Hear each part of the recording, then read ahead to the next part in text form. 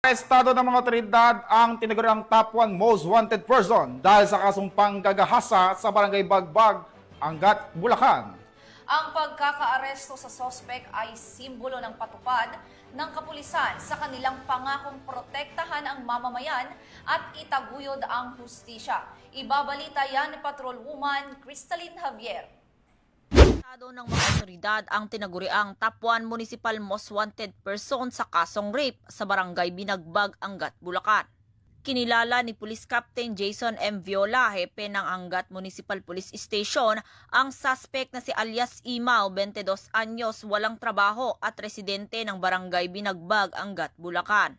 Naaresto ang suspect bandang alas 12:30 ng hapon ng mga tauhan ng operating unit ng Angat MPS sa bisa ng warrant of arrest na inisyu ni Honorable Teresa Genevieve N. Co., presiding judge ng Regional Trial Court, 3rd Judicial Region, Branch 17, Malolos City, Bulacan, para sa kasong rape na walang inirekomendang piyansa. Kasalukuyang nasa kustodiya ng otoridad ang suspect para sa dokumentasyon at wastong disposisyon. Patuloy ang Bulacan PNP sa pamumuno ni Police Colonel Angel L. Garciliano, Acting Provincial Director ng Bulacan Police Provincial Office, sa pagsasagawa ng mga operasyon at inisyatiba bilang bahagi ng kanilang mas pinaigting na kampanya laban sa kriminalidad at upang mapanatili ang kayusan sa buong lalawigan.